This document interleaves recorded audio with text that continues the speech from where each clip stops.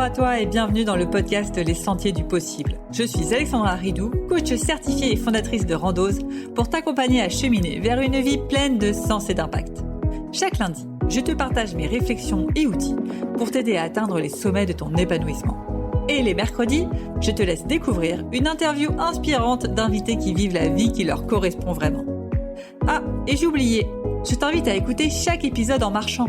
Les neurosciences l'ont démontré, marcher te permet de prendre plus de recul, de développer ta créativité et ainsi prendre les meilleures décisions pour vivre la vie qui te fait vibrer. Salut Julien, bienvenue sur le podcast Les Sentiers du Possible. Comment vas-tu ? Ça va bien. Alors, Julien, pour ceux qui ne te connaissent pas, moi je t'ai connu grâce à Mastery, ton école de coaching. Tu es, selon moi, un pro de la thématique la raison d'être. Mais toi, déjà, comment tu te décrirais, Julien Musi, à ceux qui, justement, ne te connaissent pas? Jamais très à l'aise avec cette question, mais je dirais juste un humain profondément fasciné par la nature de la vie, de l'univers, pourquoi on est là, comment on fonctionne. Et j'ai commencé cette quête il y a maintenant 10 ans et je continuerai cette quête jusqu'au dernier jour de ma vie. Tu crois un jour avoir la réponse à qui nous sommes et que Non, faisons. je crois que la réponse est plutôt un processus de réaffirmation que une réponse et un processus de découverte, mais pas dans un but d'un jour arriver à ah je sais, mais plutôt dans un but d'émerveillement continu et permanent. Émerveillement continu parce que chaque jour, tu te découvres un Bah ouais, voilà, c'est ça. C'est, tu vois, je pense que si t'aimes si t'aimes le tennis, bon, il n'y a pas un moment donné où tu te diras c'est bon, je maîtrise le tennis, tu vois. Si t'aimes vraiment le tennis, tu voudras jouer jusqu'au dernier jour de ta vie. Euh, Tu progresseras probablement chaque jour. Tu découvriras probablement chaque jour un peu plus la manière juste de faire un coup droit, mais sans début ni fin à travers un processus continu, quoi. Ouais, ultra clair.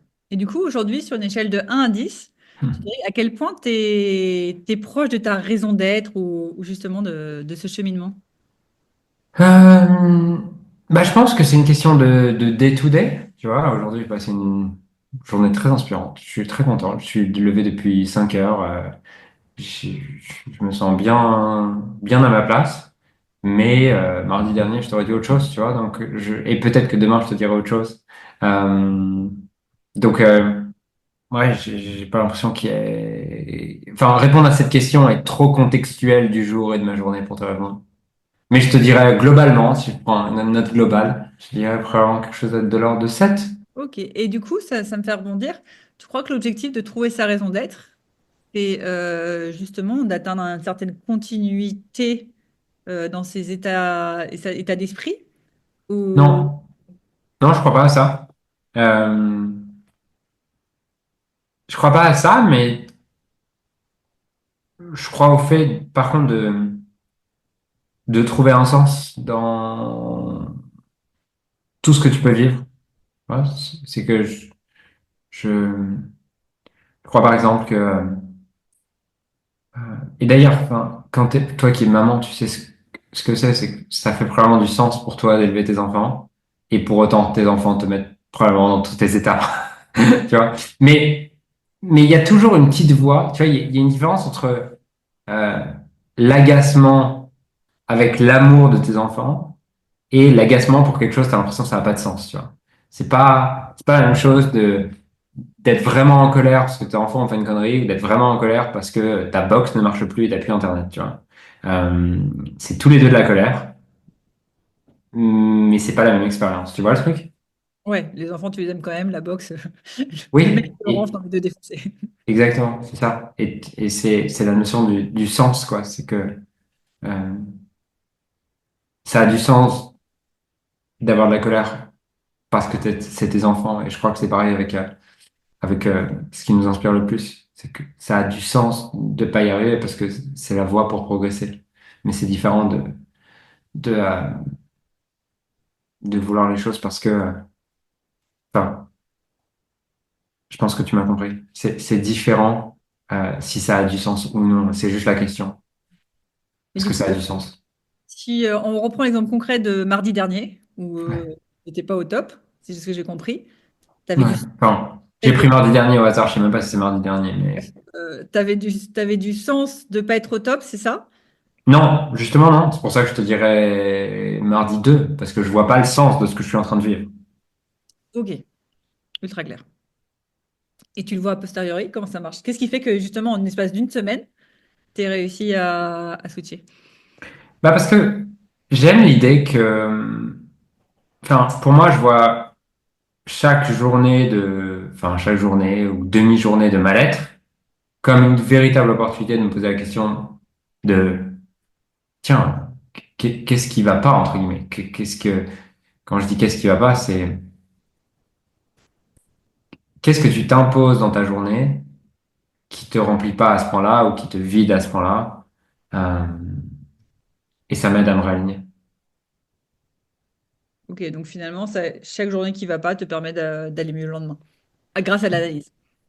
Ouais, ouais. Ok, top, trop cool. Et si on revient du coup sur ce sujet de la raison d'être, pour toi, c'est quelle définition tu te donnerais? La dernière fois, on m'a demandé une définition, j'ai un peu séché en mode factuellement, c'est quoi cette raison d'être qu'on cherche? Et même, est-ce qu'on a une seule raison d'être? Pourquoi on dit ça, raison d'être? Est-ce qu'il y a plusieurs raisons d'être? Bref, comment tu ferais une définition de toi de la raison d'être? Voilà, je pense que la raison d'être, elle vient en tout cas, là où je l'ai le plus étudié, c'est euh, un mot qui a été traduit des sagesses orientales qui veut plutôt dire dharma. Enfin, tu vois, en tout cas, ça veut dire dharma, et en tout cas, dans les sagesses orientales, le dharma a trois significations. Euh, une première signification qui est effectivement une espèce de personal dharma, qui est ce que tu vis quand tu es dans l'expression, dans la pleine expression de tes talents, à ta juste place. C'est un peu la notion de passion qu'on pourrait avoir dans notre société occidentale ou d'ikigai au Japon. Tu vois, ça, c'est la première définition du dharma. Euh, ensuite, tu as un deuxième niveau de compréhension de ce qu'est le dharma dans les sagesses orientales qui est notion de vérité. Le dharma, tu vois, c'est la vérité. C'est quand tu es dans quand t'es dans la vérité, tu es dans le dharma. Voilà. Et tu as une troisième définition qui est un troisième niveau qui est the dharma is everything. It's like everything. It's like c'est toute l'interconnexion qui existe. Et on va dans des niveaux de plus en plus imperceptibles, on va dire, de ce qu'est le dharma. Et du coup, c'est un mix de trois pour toi, c'est ça? De ces trois définitions, ou il y en a une qui est plus vraie qu'une autre? Non, je pense qu'on a tous, enfin, je sais même pas si c'est moi qui le pense, mais en tout cas, je suis d'accord avec ceux qui le pensent. Euh, mais dans la tradition du yoga, notamment, les yogis sont persuadés sont sûrs que tous les humains, chaque humain a un dharma à lui, c'est-à-dire a une ADN personnel, a quelque chose qu'il définit pour lequel il est venu, entre guillemets, sur cette terre. Euh, et ce quelque chose, on pourrait dire que c'est faire ce qu'il aime le plus. Et ce qu'il aime le plus, il l'a pas réellement choisi. C'est ce qu'il aime le plus qu'il l'a choisi lui. Tu vois, sous une forme. On pourrait dire ça. Et du coup, on pourrait dire que être dans sa raison d'être, c'est faire ce qu'on aime le plus. Et ça me Qui fait... n'est pas un hasard, enfin, qui n'est pas quelque chose que tu as choisi, ce que tu aimes le plus. Ouais. Et si ceux qui nous écoutent, parce que du coup, là, j'imagine de mes potes qui vont me dire, oui, bah alors moi, ce que j'aime le plus, je dis n'importe quoi, c'est tricoter, ou moi, ce que j'aime le plus, c'est, j'en sais rien, moi, faire la cuisine, c'est facile de transporter ça à un métier. Mais comment, du coup, tu arrives à aligner ta raison d'être avec le monde d'aujourd'hui où il y a cette notion économique, quand même, qui joue un rôle? Bon, déjà, hein, enfin, on a quand même une chance de vivre en 2025, sur lequel Internet existe, et tu peux probablement réussir à vivre de tout ce qui existe. Ce qui n'était pas le cas il y a 40 ans, je veux dire. Il y a 40 ans, si t'aimais le tricot, bon, euh, t'allais pas te faire connecter sur les réseaux sociaux, t'allais pas faire plein de choses. Aujourd'hui, pour reprendre ton exemple, si t'aimes vraiment le tricot, je pense que tu peux devenir millionnaire avec le tricot, tu vois. Euh, donc, je ne crois pas qu'il y ait vraiment de limite. La seule question, c'est, il y a deux questions. Il y a, euh, la première, c'est comment, comment je peux faire, comment est-ce que ma raison d'être peut bénéficier à de plus en plus de personnes? Et si tu te poses suffisamment de fois la question, tu te la poses continuellement, probablement que tu arriveras à des formes euh, de plus en plus efficientes de possibilités de vivre de ton, de ce que tu aimes vraiment. Ça, c'est le premier élément. Euh, et c'est le seul d'ailleurs. J'en avais un autre, mais au final, il s'inclut dedans. C'est que c'est juste une question de réussir à en faire bénéficier aux autres et de trouver un échange équitable et durable sur lequel tu peux bénéficier de ce que j'aime faire le plus. Et ça, tu crois que c'est à la portée, entre guillemets, de tout le monde, qu'importe ses revenus? C'est quoi un peu ta vision là-dessus? Si on parle vraiment argent, le premier frein qu'on entend souvent, c'est non, mais comment je peux faire pour vivre de ma passion? Il faudrait que j'ai de l'argent de côté pour pouvoir en vivre, etc. Toi, justement, c'est quoi un peu ta vision là-dessus? Est-ce Moi, que pour un ouais. minimum d'argent pour pouvoir justement se lancer et vivre de sa passion? Non, chacun a une relation personnelle à l'argent dans le sens où t'en as qui peuvent diminuer leur rythme de vie pendant un temps. T'en as d'autres qui vont continuer en salariat et qui vont en parallèle développer ça. Et peut-être ça prendra 10 ans, peut-être ça prendra 15 ans, mais c'est pas très grave parce que ce qui compte n'est pas d'être arrivé, c'est chaque jour de te rapprocher un peu plus de la vie que t'aimes et c'est ça qui donne du sens. Donc, ce qui, ce qui ce qui pose un problème, enfin en tout cas ce qui est limitant dans la plupart des systèmes de pensée des gens, c'est que dans leur tête c'est genre noir ou blanc. C'est genre soit je fais ce que j'aime, je gagne très bien ma vie, soit bah, je reste dans la vie que j'ai aujourd'hui. Mais parce qu'ils pensent que c'est le bonheur, c'est de faire ce que t'aimes et d'être payé, euh, et le confort, c'est d'être dans la vie que t'as. Mais en fait, ce que beaucoup n'ont pas réalisé, c'est que la réalisation de soi, c'est le chemin pour arriver à faire ce que tu aimes. Enfin, je veux dire, ta vie, elle prend un tout autre sens quand t'es en train de construire un projet qui a du sens pour toi.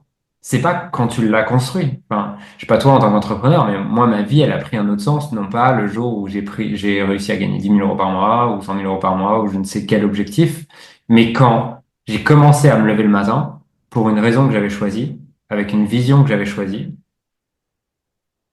dans l'espoir que ça marche. Mais c'est pas le fait que ça marche qui a changé mon niveau de vitalité et mon désir de vivre. Ce qui a changé mon niveau de vitalité, c'est de me lever le matin en sachant pourquoi je me lève, que ce pourquoi je suis en train de me lever a du sens pour moi, que je choisis et que j'avance, que ça marche ou pas. J'adore cette vision. Et du coup, pour toi, ceux qui sont sur ce chemin et qui ne kiffent pas le chemin et qui gardent en tête, on va dire, le ça ira mieux quand j'aurai atteint l'objectif, c'est qu'ils sont sur le mauvais chemin ou c'est qu'ils sont dans un mauvais état d'esprit?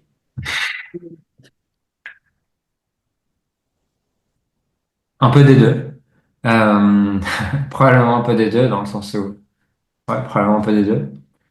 Euh, probablement un peu des deux. Et ce que je recommanderais dans ce cas-là, c'est de se poser plusieurs questions. La première, c'est est-ce que si je n'arrivais jamais à la destination, ça aurait quand même enrichi chacune de mes journées de faire cette activité? Et si c'est pas le cas, c'est que tu es probablement dans le mauvais chemin.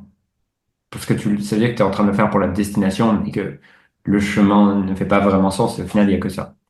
Donc, première question, c'est est-ce que même si ça ne marche jamais financièrement, même si je n'ai jamais de résultat financier, à quel point est-ce que ça enrichirait quand même ma journée, ça enrichirait quand même chacune de mes journées? Ça, c'est une première question. Une deuxième question qui peut être intéressante à se poser, c'est ce serait quoi tous les inconvénients pour moi si ça marchait et c'est quoi tous les bénéfices pour moi de ne pas avoir, c'est quoi tous les bénéfices pour moi si je n'ai pas le résultat que je veux? Jusqu'à voir qu'en fait,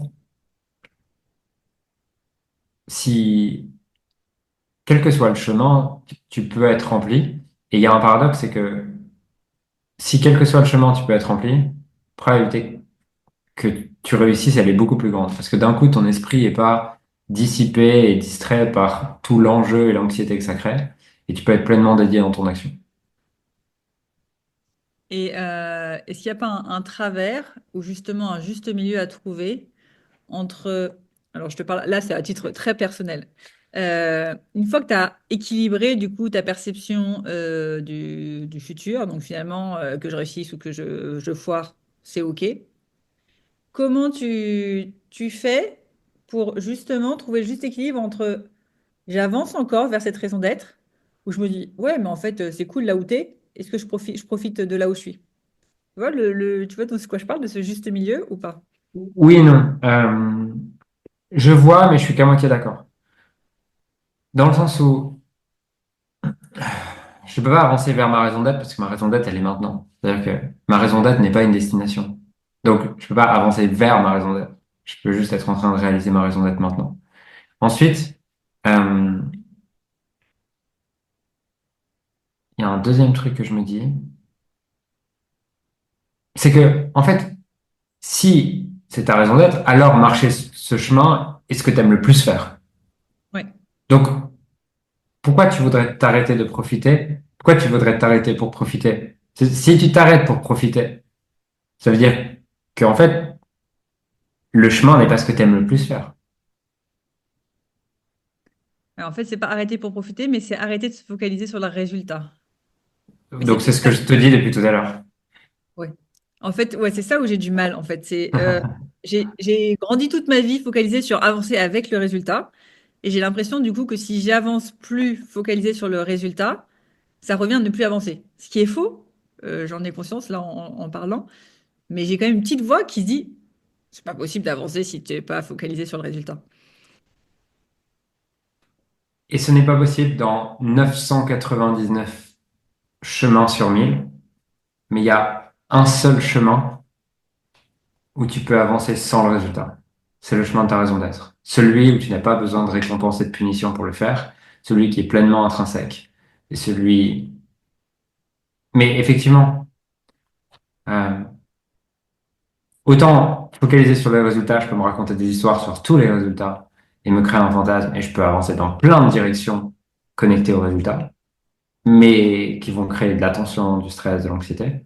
Autant me déconnecter du résultat me met face, en tout cas ne plus être attaché au résultat, me met face à est-ce que j'aime vraiment, est-ce que c'est vraiment ce que j'aime le plus faire au monde? Et ça fait flipper à tout le monde. Ça fait flipper tout le monde de se poser cette question. Et c'est vrai que, ouais, moi enfin, vraiment, je te dis, j'ai grandi focalisé sur résultat, résultat, résultat, et que j'ai l'impression d'être, bah, justement, de plus avoir de repères. Hmm. Et pourtant, j'avance, je vois que j'avance, Ce qui est mais génial, parce que si tu n'as plus de repères à l'extérieur, il te reste plus qu'une chose pour te repérer. Comment l'intérieur. tu te sens à l'intérieur et à quel point tu te sens vivante. Ouais. Donc, excellent. Mais effectivement, c'est pas ce que tu connais. Et il y a il y a un livre de Joseph Campbell qui s'appelle The Hero's Journey, donc l'aventure du héros, qui, t'as peut-être déjà vu ce cercle qui raconte le parcours du héros dans lequel au début il a le monde du connu, et après il arrive dans le monde de l'inconnu. Euh, Et je pense à ça parce que dans le monde de l'inconnu, enfin en tout cas pour que le héros passe du monde du connu au monde de l'inconnu, il va avoir plusieurs appels et au début il va refuser ces appels jusqu'au moment où il y a quelque chose qui le touche tellement profondément qu'il ne peut plus refuser l'appel. C'est l'histoire de euh, mince, Obi-Wan je crois dans Star Wars. T'as vu Star Wars? Non. Désolée, Ah. j'ai pas une En référence. tout cas, le gars, on lui dit, est-ce que tu veux... En tout cas, il veut pas répondre à l'appel jusqu'à ce qu'on tue son oncle et sa tante. Et là, il n'a plus de choix de refuser l'appel. Il est obligé de répondre à l'appel. Il a eu des propositions d'appel avant de cette mission, mais il n'en voulait pas parce qu'il était attaché à son monde du connu, à son confort, à ses avantages secondaires, à toutes ces choses-là qu'il ne voulait pas perdre. Mais le jour où il y a quelque chose de suffisamment profond qui te touche, tu ne peux plus refuser l'appel et c'est là qu'entre le monde de l'inconnu où ça va pas être plus facile. C'est pas plus facile, c'est pas plus confortable, mais tu es maintenant animé d'une force qui te permet de te révéler et de te réaliser. Et du coup, tu as ce qu'on disait tout à l'heure, tu as du coup une seule raison d'être, donc une fois un seul dharma, une fois que tu l'as trouvé et que tu es sur ce chemin, tu peux avoir encore d'autres appels parce que tu évolues ou autre, ou tu es censé, entre guillemets, une fois que tu as trouvé un chemin avec une direction, plus ou moins c'est toujours la même parce que tu as un seul dharma. Probablement que c'est toujours la même, mais tu vas continuer à avoir des challenges pour t'aider à te libérer d'illusions que tu as. Ouais, donc tu as toujours un peu ces appels qui reviennent pour te réajuster. Ouais, exactement. Et pour te libérer de tes attachements, euh, tout ce qui va avec. Tu vois, je pense que j'ai vraiment été touché par une notion de dharma en 2015 ou 2016, au moment où j'ai découvert le coaching. Euh, j'ai quelques moments comme ça où je sais, où je me dis, je veux dédier ma vie à ça. Je veux dédier ma vie à comprendre l'humain. Je veux dédier ma vie à comprendre pourquoi on est là. Je veux dédier ma vie à comprendre pourquoi est-ce qu'on fait ce qu'on fait. J'ai ces appels-là. Je, Au début, j'y réponds pas, puis ensuite j'y réponds, puis après, j'ai d'autres attachements qui me font oublier ce dharma, tu vois, et ça sera probablement jusqu'au dernier jour de ma vie, mais avec effectivement un temps d'oubli qui est de moins en moins long et c'est de plus en plus dur de, de continuer à faire des choses qui sont pas justes, comme pour les gens qui ont commencé à valoriser par exemple ce qu'ils mangent. Euh, Quand t'es ado, tu peux manger n'importe quoi, bouffer de la merde, t'en fous, tu ressens rien. Tu commences à t'intéresser, à être un peu plus conscient de ton corps, à tout ça. Euh, c'est pas que tu vas plus manger, jamais manger de burger. Mais par contre, le signal, tu vas faire un repas, tout de suite, tu vas le sentir. Tu vas dire, ah putain, c'était pas juste, en fait. C'est pas dire que tu vas plus jamais faire ça. Mais, par contre, ton GPS à l'intérieur, il est précis, quoi. C'était quand justement, toi, ta dernière rechute de dharma, si on peut appeler ça comme ça? J'en ai plusieurs fois par jour. Ouais. Ouais, Comment tu te fais pour tu vois, pour prendre conscience de, ah, entre guillemets, j'ai rechuté, je me réajuste. je vois pas comme une rechute, hein, tu sais, genre, Enfin, ce que je veux dire par là. je m'en veux pas comme ça et tout ça. Mais enfin, je vais le voir si j'ai pas d'énergie, si je me sens pas vivant, si je suis pas pleinement impliqué dans ce que je fais, c'est probablement que je suis pas en train de vivre ma raison d'être. Mais ce que je prends pas avec un jugement en mode c'est mal, hein. Par contre, ça va me rendre curieux, je vais me questionner. Qu'est-ce Et que il y a ça veut dire? Ouais. des moments où tu es, entre guillemets, obligé de faire des trucs pas alignés avec ta raison d'être pour atteindre ta raison d'être. Ça doit forcément être fluide. C'est quoi ta vision là-dessus? Non, ça doit pas forcément être fluide. Par contre, je veux y trouver du sens, tu vois. Par exemple, ce matin, je regarde mon agenda dans la journée et je vois, ah putain, je dois aller promener le chien. Euh, je sens, tu vois, enfin, direct, ça me saoule, j'ai peu d'énergie, tout ça, quand j'y pense. Et je procrastine. Toutes les 15 minutes, je me dis, ah, vas-y, continue là-dessus, tu t'iras promener le chien après. Tu vas promener le chien. Pas vrai. À un moment donné, je me pose et je me demande, OK, c'est quoi le bénéfice? En quoi ça va servir ma raison d'être? De promener le chien. Et là, je vois, OK, c'est l'opportunité d'écouter un podcast. OK, tiens, quel podcast t'avais envie d'écouter? Euh, Tiens, c'est l'opportunité de réfléchir sur ce sujet. Ça fait longtemps que t'as pas réfléchi. Tiens, tu pourras répondre à ces questions. Et du coup, promener le chien devient quelque chose dans ma raison d'être parce que j'y ai amené ma raison d'être. Et je crois qu'il y a des activités dans lesquelles ta raison d'être se trouve déjà et il y a d'autres endroits où c'est à toi de l'amener.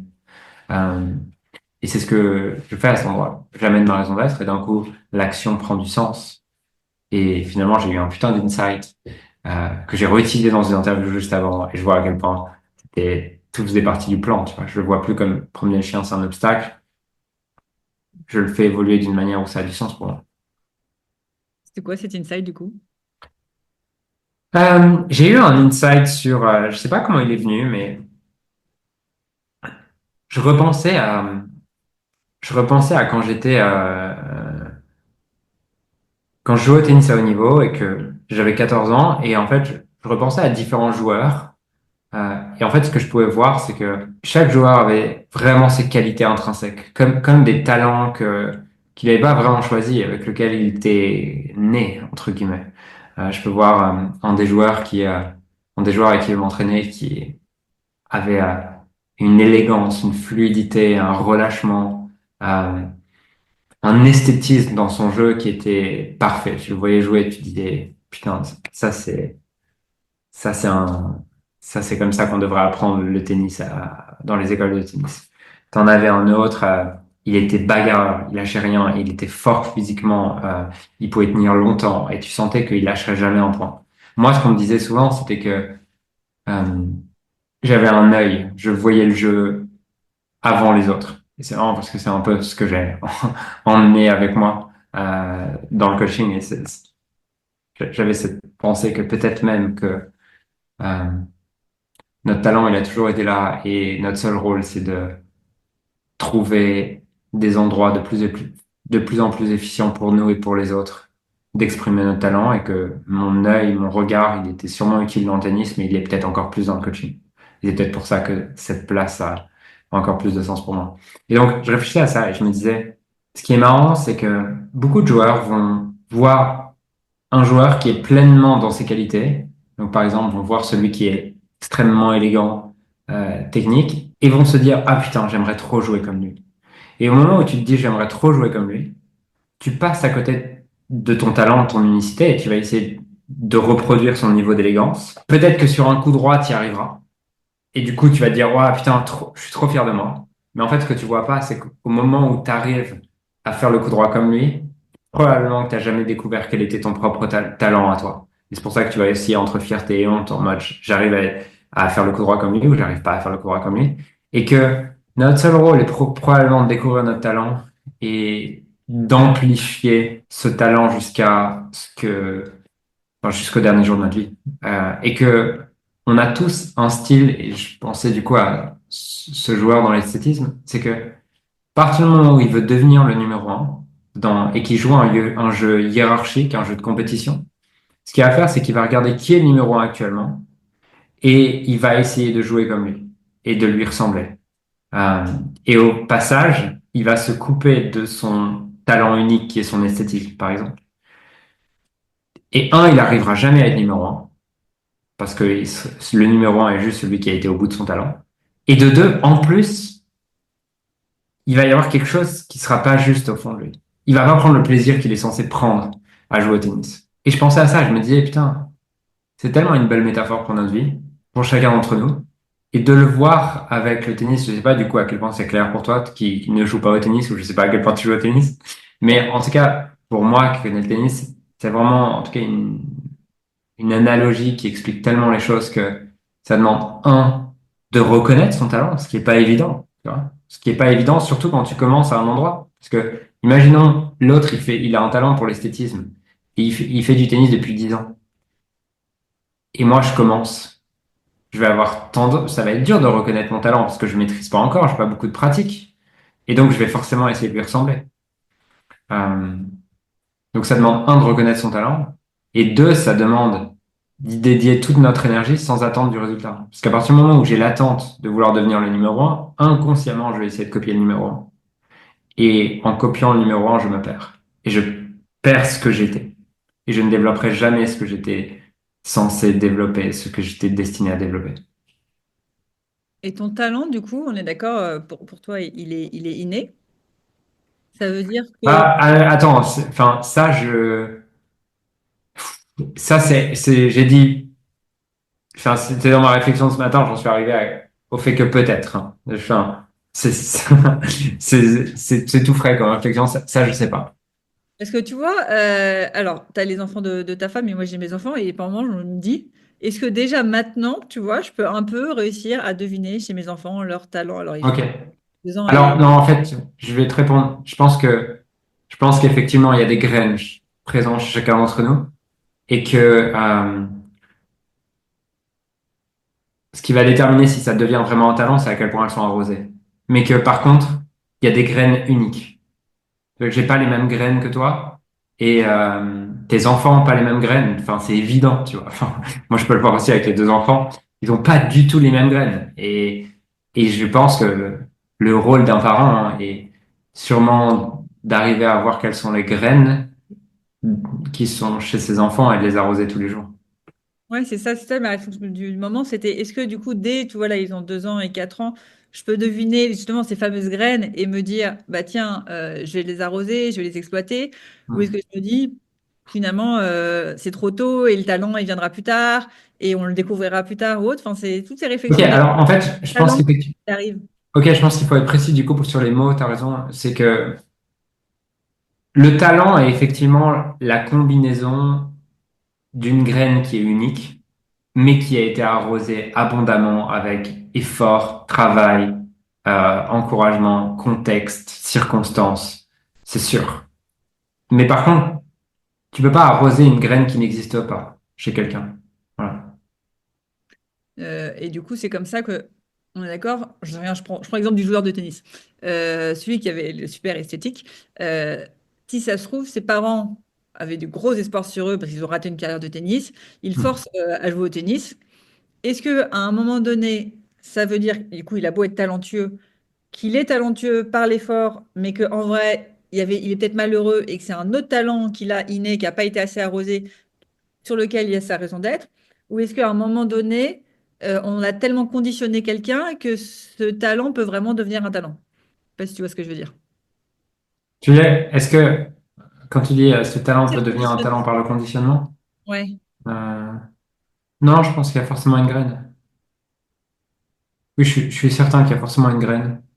Euh, Enfin, de toute façon, tu peux le voir hein, chez tes enfants. C'est que bon, 2 et 4, je me rends pas compte à quel point tu peux le voir. Nous, ils ont 6 et 8. Et enfin, tu peux clairement voir que la fille qui est 8, elle sera probablement jamais. Elle a une graine dans. En tout cas, on peut voir elle a une graine dans le soin. Elle a un, un don avec les animaux. Euh, Elle a un talent dans tout ce qui est autour de prendre soin. Tu sens qu'elle a cette empathie en elle qui est déjà extrêmement développée. Je sais pas ce qu'elle fera de sa vie, elle en fera ce qu'elle veut, tu vois. Mais ce qui est sûr, c'est qu'elle a une graine autour de quelque chose dans l'ordre du soin, du care, de toutes ces choses-là. D'ailleurs, elle veut être vétérinaire. C'est probablement pas une mauvaise voie pour elle. Euh, et lui, tu peux bien te rendre compte il porte pas la graine de l'empathie, quoi. Par contre, euh, par contre, il porte la graine d'attirer l'attention, de faire rire, d'être la star, de tout ça, quoi. Ouais. Mais à quel point, du coup, là, toi, du coup, c'est ta perception extérieure. Ouais. Tu conditionnes ensuite ton enfant. Tu vois, c'est la question que je me pose aussi parce qu'il y a des moments où je me Hmm. dis, ah, mon enfant, il n'est pas comme ça. Et je me dis, mais est-ce que tu vas pas conditionner ton enfant à penser qu'il n'est pas comme ça, alors que si ça se trouve, il est peut-être comme ça?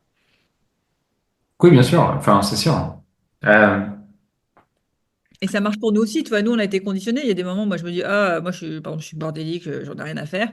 Et je me dis, mais ça se trouve, c'est une histoire que je me raconte à moi-même, et parce qu'on me l'a toujours dit, et qu'en vrai, je suis peut-être pas, enfin, je pourrais peut-être être autre chose.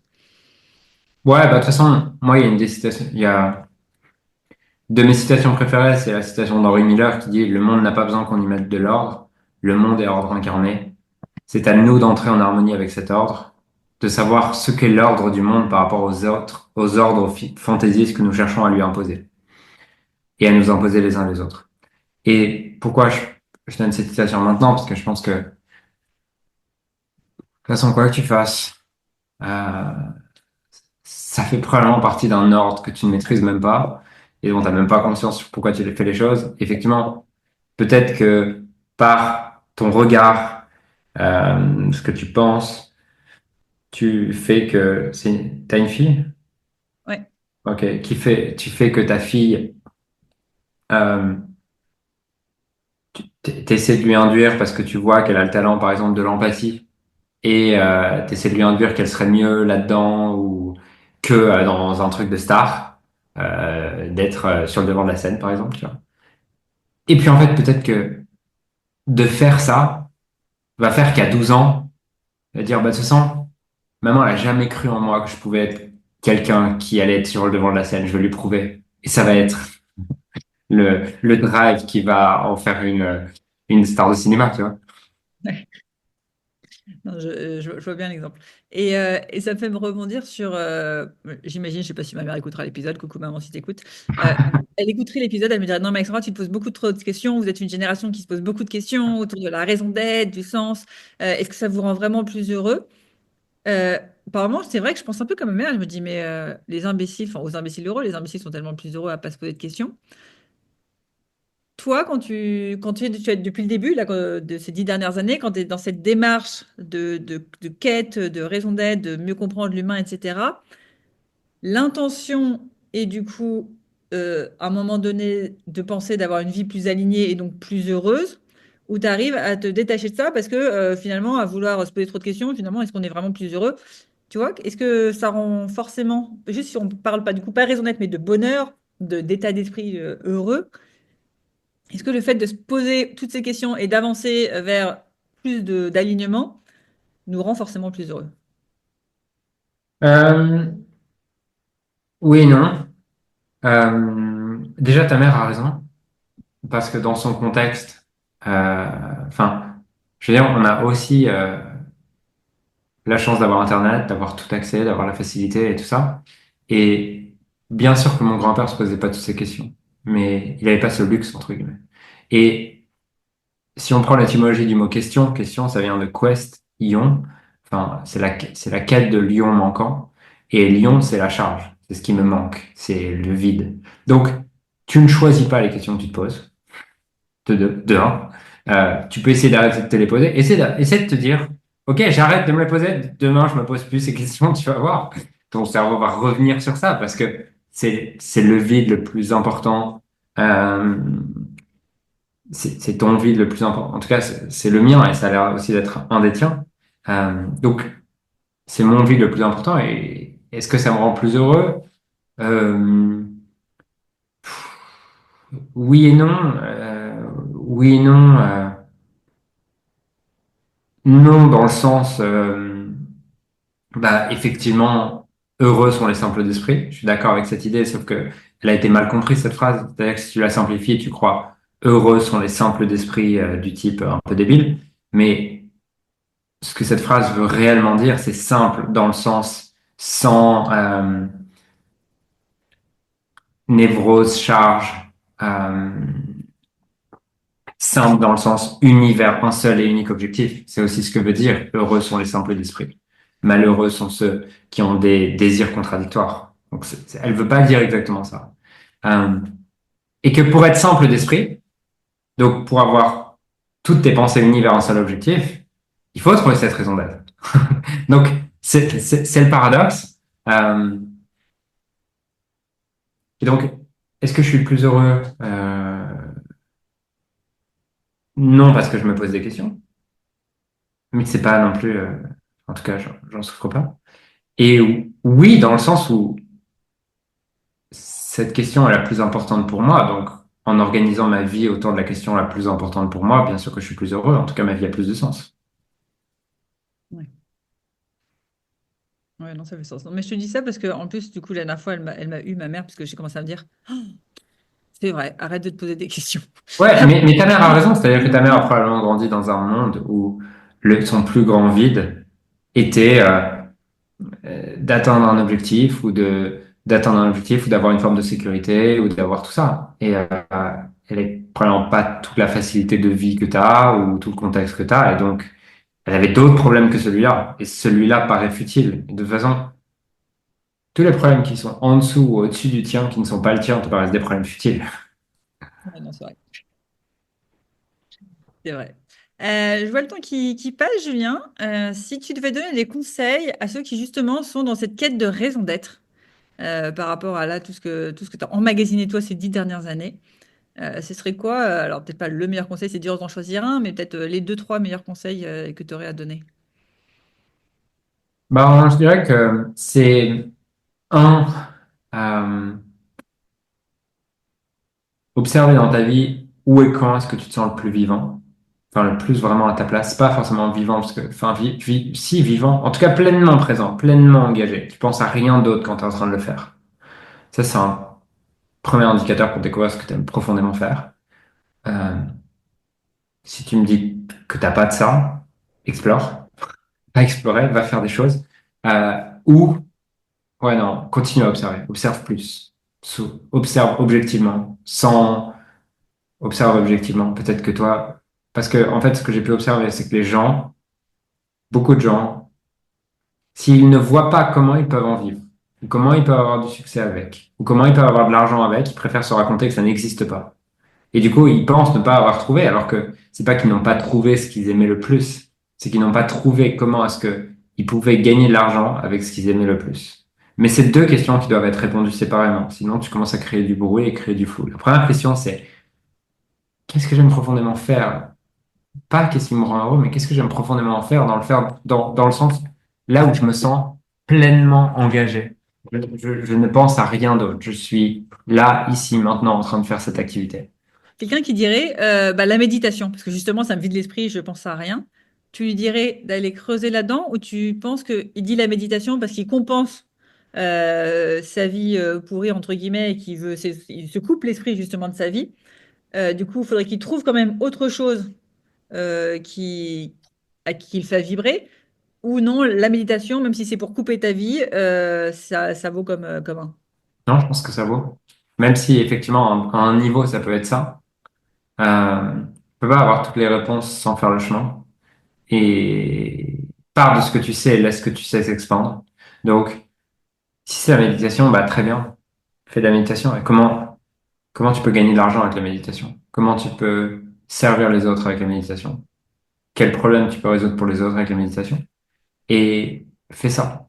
Et ce qui se passera peut-être, si c'est le cas pour toi, enfin en tout cas pour l'exemple que tu m'as pris, bah, il pourra se passer que euh, au moment où tu n'as plus à échapper à ton job, à machin, d'un coup la méditation perd son sens parce que c'était juste une compensation pour. Et c'est pas grave, tu repartiras dans une quête. Moi j'ai eu ça, hein. Mon premier business en ligne, enfin ma première entreprise pour sortir de la finance, euh, c'était un blog de recettes de cuisine sur la pâtisserie et je mangeais du sucre.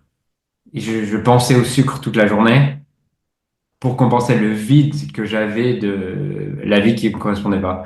Donc j'ai commencé ça.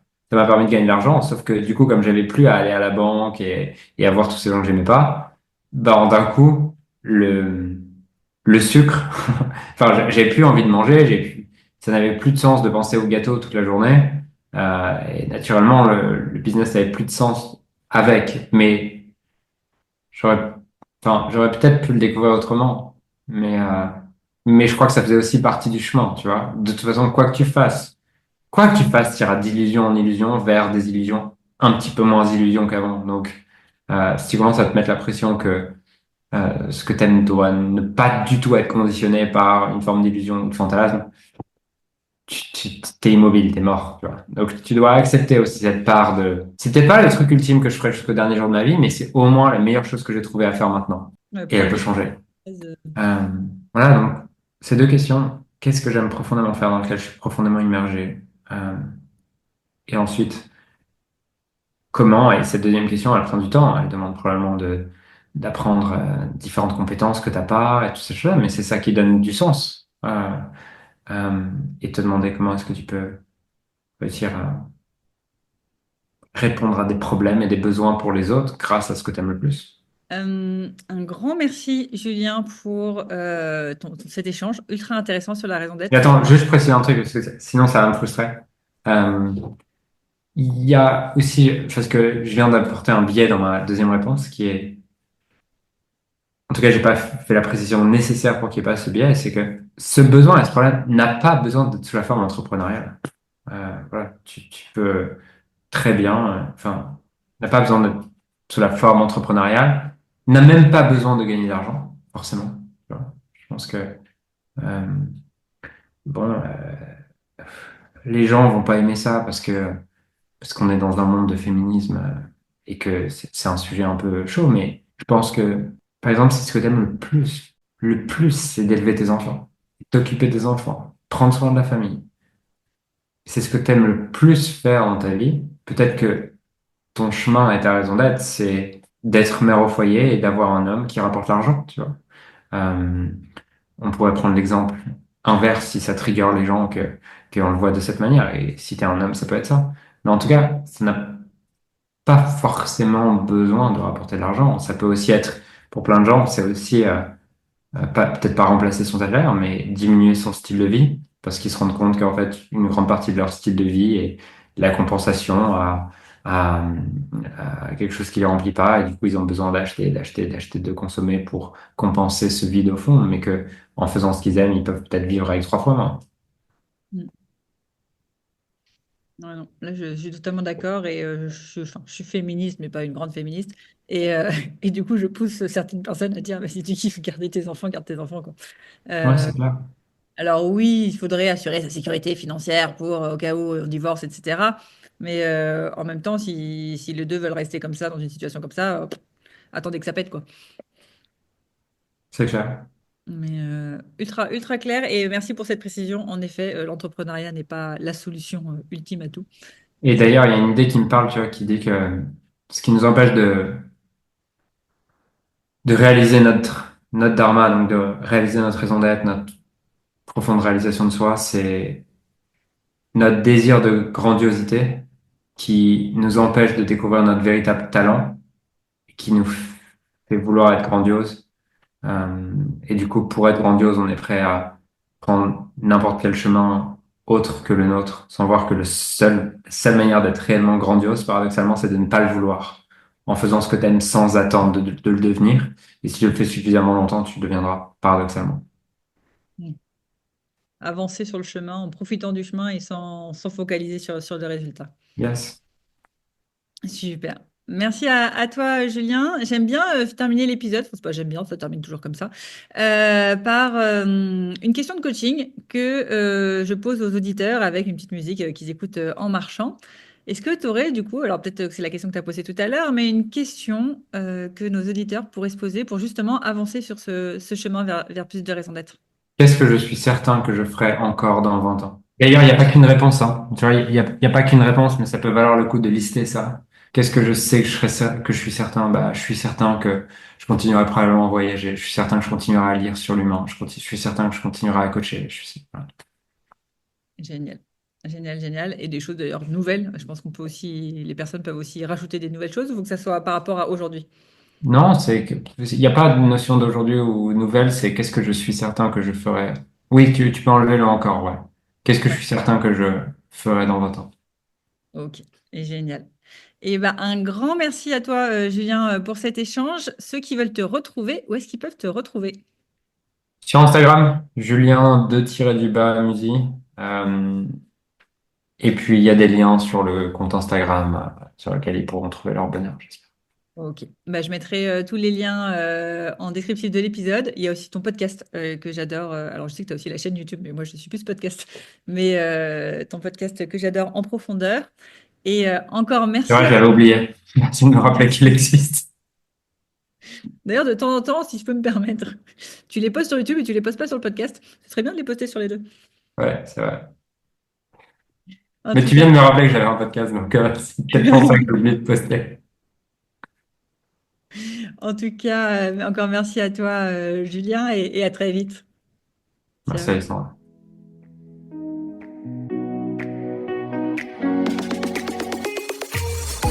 Avant de te plonger dans la question de coaching du jour, pense à rejoindre la plateforme d'exercice en ligne du podcast pour y retrouver les notes d'épisode, les questions de coaching et l'action à réaliser pour cheminer pas à pas vers une vie pleine de sens et d'impact. Le lien est en description de l'épisode.